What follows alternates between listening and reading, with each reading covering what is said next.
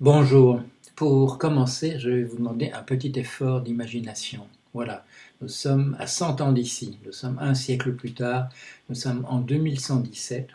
Il y a des colonies sur Mars, mais ce ne sont pas des colonies d'êtres humains.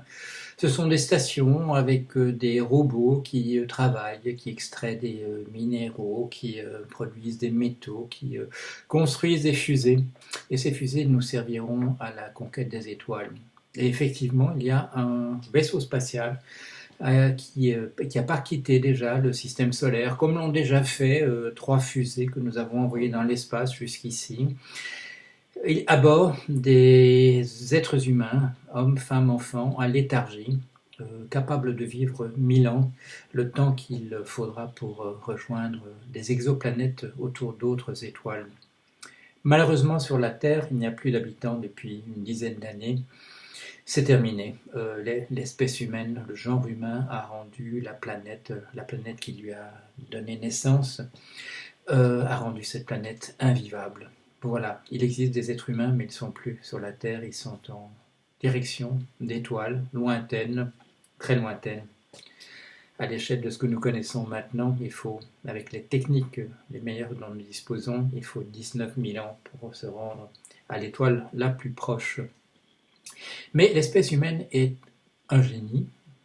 Elle a inventé, de la même manière que le physique a engendré le chimique et que le chimique a engendré le biologique, les êtres humains ont engendré le technologique. Le technologique qui, vous voyez, peut éventuellement nous survivre, alors même que nous aurons disparu. Ces machines, nous sommes sans doute les seuls. Nous sommes les seuls à l'échelle de l'univers, à notre connaissance. Nous cherchons depuis pas mal d'années s'il y a nous pouvons établir des contacts avec des signaux venant d'autres planètes. Nous ne voyons pas. Nous sommes peut-être dans l'univers les seuls à avoir produit des êtres qui, potentiellement, pourraient aller explorer d'autres systèmes stellaires que le nôtre. Mais est-ce vraiment une réussite? Comment en sommes-nous arrivés là? Eh bien parce que nous sommes des génies qui sont capables d'inventer des machines qui peuvent nous dépasser. On appelle la singularité le moment où les ordinateurs seront manifestement plus intelligents que nous et où peut-être ils voudront communiquer entre eux sans même nous faire savoir exactement ce qu'ils font.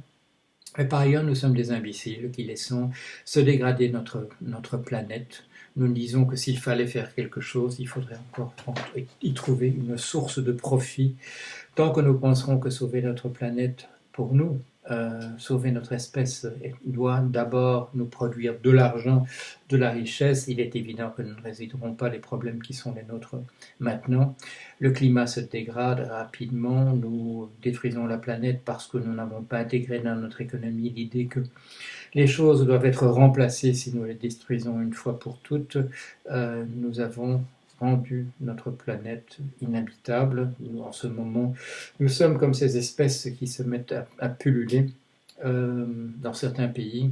Pour prendre un exemple, ce n'est pas pour le désigner à l'opprobre général, parce qu'il est représentatif de nous-mêmes, mais en Égypte, la population s'accroît d'1 million tous les 6 mois, de 2 millions de personnes par an. Il est évident que nous atteignons les limites de ce que nous pouvons faire sur notre Terre comme environnement qui soit pour nous habitable. Nous sommes en train de le détruire. Comment en sommes-nous arrivés là? Eh bien, simplement en laissant déraper les problèmes qui se trouvent autour de nous. En particulier, nous avons un système financier qui est un système financier rapace, fondé sur le fait qu'il faut payer des intérêts si l'on ne dispose pas quelque chose, mais qu'il faut l'emprunter à quelqu'un. Et nous avons aggravé encore ces problèmes en acceptant des jeux. Nous organisons des jeux autour de l'économie. Ça s'appelle la spéculation. Ce sont des paris sur l'évolution des prix des différentes choses que nous avons autour de nous. Alors, c'est splendide d'une certaine manière. D'une certaine manière, ce génie est le nôtre et on pourrait se réconcilier, comme le font certains, avec l'idée que, voilà, Notre destin à nous, c'était de produire nos descendants et que nous sommes sur le point de le faire et que ces descendants ne seront pas comme nous, contraints par un certain nombre de choses, comme de trouver de l'oxygène sur leur planète, de pouvoir boire de l'eau pure toutes les quelques heures, de manger des aliments qui sont des choses extrêmement spécifiques. Peut-être que cette aventure n'était pas faite pour durer.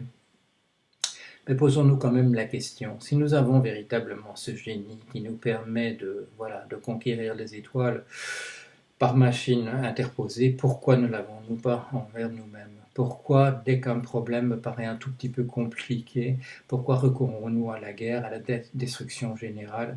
Pourquoi ce génie que nous avons, pourquoi ne l'utilisons-nous pas pour résoudre nos propres problèmes? Nous avons une planète merveilleuse. Elle a été faite pour nous. On ne sait pas si c'est quelqu'un qui l'a fait ou si c'est fait comme ça, que dans cet environnement qui était propice à la venue de nous-mêmes, nous nous retrouvons un jour. Mais pourquoi gâcher tout ça? Pourquoi vraiment? La conquête des étoiles, c'est splendide. Il ne faudra jamais arrêter cet aspect, je dirais, d'explorateur, cet aspect d'entreprise qui est propre à l'être humain et qui est splendide aussi à sa manière. Mais pourquoi ne mobilisons-nous pas d'abord nos ressources pour créer cette image, une fois pour toutes, pour la créer une fois pour toutes parmi nous, cette image que nous avons créée d'un paradis. Dans le paradis, nous avons dit qu'il était terrestre à une époque, mais nous pouvions aussi l'imaginer dans l'avenir. Quand j'étais gosse, dans les années 1950, on nous parlait de l'an 2000 comme un paradis à venir. Nous sommes dans l'an 2000 et nous ne l'avons pas transformé en paradis. Mais nous avons les moyens de le faire. Au lieu de répéter à tout moment que nous sommes pauvres, alors que ce n'est pas le cas, mobilisons nos ressources pour rendre notre terre inhabitable à nous-mêmes. Nous avons développé ces technologies, pas seulement pour conquérir les étoiles, mais regardez l'espérance de vie, regardez le plaisir que nous avons à voir grandir nos enfants. Dans une époque pas si lointaine et dans des continents pas si lointains, le rêve d'avoir un enfant, un bébé, de le voir arriver à l'âge adulte, c'était un rêve lointain. Ce n'est plus le cas. Nous savons maintenant le faire. Nous pouvons tous espérer que nos enfants atteindront l'âge adulte. Mais nous avons, parce que nous avons mis la technologie au service justement d'une amélioration de notre vie. Faisons que nous utilisions tous les moyens dont nous disposons pour empêcher que la Terre devienne inhabitable à nous-mêmes, les êtres humains. Nous avons moyen de le faire, mais pour cela, il faudrait faire, comme le disait le philosophe Platon autrefois, il faudrait que le prince devienne un philosophe, ou qu'on demande au philosophe de devenir un prince. Qu'est-ce qu'il voulait dire par là? Il voulait dire simplement qu'il fallait que nous fassions communiquer ce qui est le génie de notre espèce avec la manière de diriger les choses, d'empêcher que la communication n'existe pas entre le génie que nous sommes et l'imbécile que nous sommes par ailleurs. Nous avons le moyen de le faire.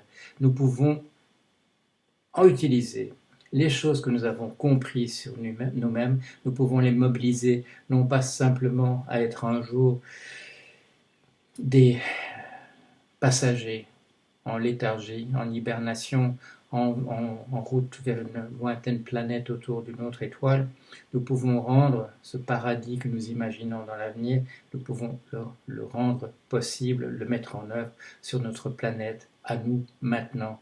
Le moment est venu de le faire, nous disposons de tous les moyens pour le faire, il faudrait simplement que l'on s'arrête au moment où on se dit que la destruction c'est le meilleur moyen pour faire avancer encore les choses, que nous arrêtions de le faire. Mais pour cela, il faut que nous empêchions un certain nombre de choses, comme cette machine à concentrer la richesse que nous avons acceptée au sein de notre système financier. Nous avons empêché qu'il devienne comme on le voulait, comme on le dit, le système sanguin de notre économie.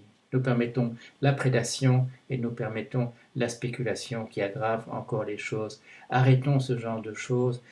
Faisons de notre planète notre véritable lieu de vie pour toujours, dans un univers réconcilié où tous les êtres humains pourraient profiter justement du génie qui est le nôtre et pas simplement peut-être les habitants extraterrestres de planètes extrêmement lointaines. Voilà.